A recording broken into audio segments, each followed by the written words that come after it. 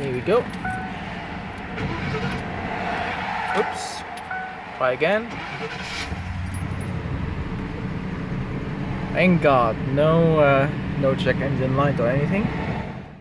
This is my 1997 Ford Crown Vic, as you can see in all of its glory. Wow, that was a little Doug DeMiro. So hello guys, and welcome to a new vlog video that I promised you on the 1st of not January, on February. So yeah, that's a new thing that I want to try, which is, keeps vlog on my own car to show you what's it like to own a 1997 Ford Crown Vic in all of its glory. As you can see, this car has served the family since day one, and I've been taking care of it since since day one. So join me on this special vlog, so I can show you what's it like, and of course all of its crazy features and quirks, according to Doug DeMiro. Of course, I'm not really a specialist when filming realistic videos, unlike our regular automation videos, but I will try my best. So let's have fun, enjoy the video, and let's move on. This car came in many shapes and features. Some of them were cop cars, taxi cars, basically government cars, especially here in Saudi Arabia, also in the United States and Canada. They love these cars because they are the last cars with frame or body on chassis, leather chassis underneath and the body on top of it.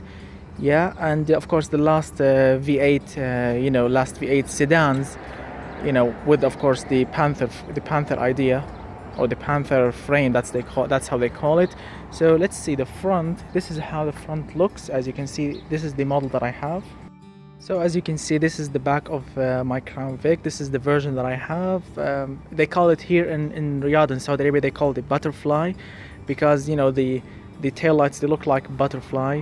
And as you can see, K&N badge, because I have a K&N OEM replacement filter, and SCT badge also because this ECU is tuned by SCT, which is an American, I think, tuning company.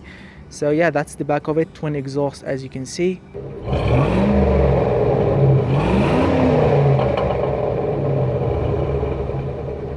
As you can see now, coming up from the side, these are not the stock rims. These are like from 2009 or 10 rims, because they look sick on this vehicle. I'm running those Toyo, where are they? Yes, Toyo T1 Sport. Those are my current tires. They are grippy. They are really nice on the rain, because I had so much issue because I have an open differential, and using regular crappy tires gave us lots of problems in the past. So these tires saved our lives in rain so many times because open differential. All right, coming up to the inside of the vehicle, as you can see, this is the interior. Well, my father got it covered. This is not the original interior. The original interior was rubbish. So this is those two chairs are from a modern Crown Vic with their headrest. Also the rear bench is different. I also have a couple of speakers back there, and that's sunshade. Let's see, climbing up inside, this is the famous Crown Vic dashboard that you always see in cop cars and so on. Also, yeah, that's my current fuel level. Yeah, so I need to refuel also. Let's see, yeah, I have also a different head unit, or what they call them, stereo, whatever they call it. This thing has GPS, rear view camera, and that's pretty much it. The visibility is great. As you can see out of everything. That's what I love my Crown Vic. The visibility is just amazing, unlike Hyundai's and so on. When you look outside and you see nothing. I drove a Hyundai Accent or Verna as in different markets, and I couldn't see the front corners, and here I can see just fine. That's why I love it. AC, everything is working. God forbids to use those, because we have airbags here and there. And yes, also we have some different door panels. Yeah, because the original ones was rubbish. These are upgraded. What else we have? So yeah, that's pretty much it for the interior. If you are wondering how the rear looks, this is how the rear looks. As you can see, clean. That's how I like to keep my car clean. Also, I have some Kenwood 2 speakers and an amplifier in the trunk. Yeah, that's pretty much it for the interior. Now this is the famous engine, the single overhead camshaft 4.6 liter V8 engine in all of its glory and all of its famous 200 horsepower, as you can see. Of course, my car is not really pristine or, you know, showroom condition. Of course not. This thing has done so many long trips, family trips, and, you know, so many racing, yeah. And yeah, so yeah, I had some fun times with it, and yeah, it's still working. But there are some good things about this engine and bad things. Good things are, like, this engine is really torquey, so you feel nothing when you are accelerating really smooth and nicely. This thing is really torquey, really nice.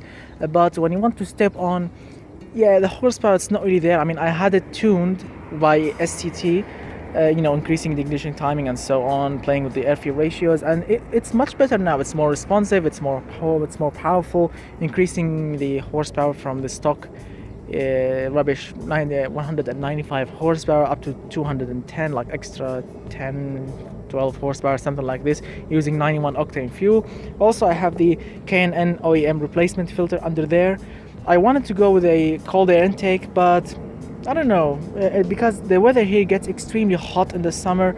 I mean, really hot, like 50 degrees. So going with a cold air intake, because I've seen the kit that comes with K&N, it's a different pipe coming down there, the same what do they call this, the airflow sensor, but here you have like the cone air filter, which looks crazy, and like a box around it to seal it. I don't know, I don't trust that, to be honest with you, because it gets super hot here in the summer. So I have a Hankook battery, yeah, and that cover is missing, to be honest with you. I don't know where the fuse box is gone. I need to get a replacement one. So yeah, that's pretty much it for my engine. As I mentioned before, my car is not pristine, but yeah, I just want to show you my daily driver car, because a lot of you people are asking me what is my current car. And yeah, single overhead camshaft, as you can see, 2 valves per cylinder. So it's not really a high-tech engine. It's very basic, really basic, nothing really special, but it works. It served the nation very well, it served my family, it served me very well, and I'm happy to keep it running and to drive it.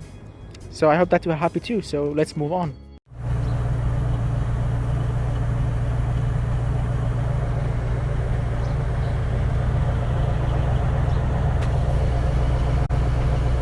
So that's pretty much it, my friend. I hope that you enjoyed this video. This was, you know, a quick look on my Crown Vic.